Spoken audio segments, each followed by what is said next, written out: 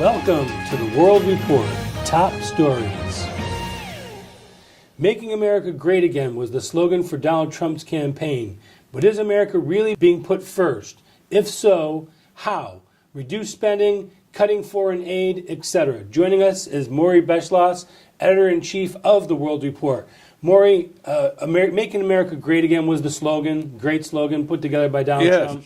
It seems he's trying to put America first. I think he's but is he? Yes, I really think he is. There's been some problems along the way, but he's made tremendous progress. Just look at the stock market. The stock market is up 25-30% from the time that he was elected. And people put money into people that they think are good leaders and are in the position to help them out. And now, people that oppose the president are going to say, well, that's because he's reducing all the regulations that are making it easier for people to do things that they couldn't do before, and maybe not all of that is good for the environment, for the country. But the bottom line is, are we better off now than before he was elected? And I say, go all the way back to not only Obama, but George W. Bush the first. If you go back to the beginning of the century, we were going downhill all the way to the end of the Obama administration. And since that time, November 8th, 2016, when he was elected, surprisingly, because everybody expected the northern states, the Minnesotas, the Wisconsins, the Ohio states, North Carolina, all were going to go for Hillary. Well, weren't they surprised? Because the people that want jobs and the people that saw what was happening to American factories, they were literally falling apart. I mean, they were, and I know I've mentioned this over and over again, but 68% of our gross domestic product, which is now at $19.5 trillion, we're by far the largest in the world with that amount. That was based on consumption. That means the conglomerates who had manufacturers all over the world would always go with their cheapest and then export them into the United States. So the average person was feeling the benefit because he felt, well, we keep prices cheap if we let it happen in China or in Vietnam or in South Africa or whatever. But in the same time, we were destroying our manufacturing capability.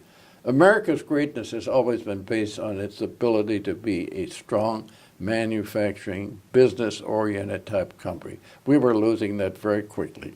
Let's talk about spending reductions. I know we talked about this off the air. Foreign aid, World Bank, all these different organizations that Donald Trump is actually cutting. He's cutting the EPA in half. As far as its workforce, this is something that's unprecedented in America too. The government never cuts anything. Well, not only that, though. Just imagine, everybody looked the other way when we're spending hundreds of thousands of dollars to support the Palestinians who want to use that to kill Israelis and who are supposed to be our allies. The United Nations itself is a farce. A greater farce than the League of Nations was after the First War, which fell apart very quickly when it... And how much do we actually pay for the United Nations? We pay 20%? 25% when everything is taken into consideration. Do you know that? And we house them in some of the most expensive real estate in the country. Oh, I mean, are you kidding? That's billions of dollars worth of real estate. But the point is, out of 193 members of the United Nations, only 13 at most ever vote with the United States. The United Nations might as well be called against the United States of America because they vote against America. No matter what we come up with, they're against us, and we go along and take our whipping and then pour more money into the United Nations. Without the United States putting the money that they do into the United Nations and giving them the houses, the offices to operate, they wouldn't have a United Nations. That was never meant to be the way it is now. And even NATO. I remember early on when President Trump first got elected, when he talked to the NATO nations and said, look, we're not paying the freight for everybody anymore. You're going to have to kick in, or we're not going to have a NATO. The only time we had a NATO that worked together was when the Korean situation developed in 1950, and the Korea looked like it was going to go communist all the way. Turkey came in big time and helped us. But since that time, all the jobs of trying to rectify the problems of the world have fallen on the United States.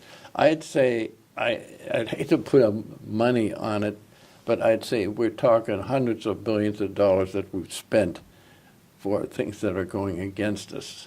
And the proof of the pudding is the fact that the money that we're spending has gone against our best interests. Absolutely. Funding Hamas, funding terrorism around the world. Hezbollah, International Monetary Fund, the World Bank, it goes on and on and on. You know, even George W. Bush, who I don't particularly like, not because he isn't a nice guy, but he never did anything.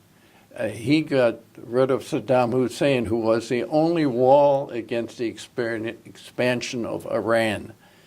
As long as you had a tough guy like that who was a mean, no good, but he was... You had a complete standoff in the Middle East. You had exactly. You had, and also what people forget about is the fact that President Carter, allowed the Ayatollah Khomeini to come back into Iran to take over.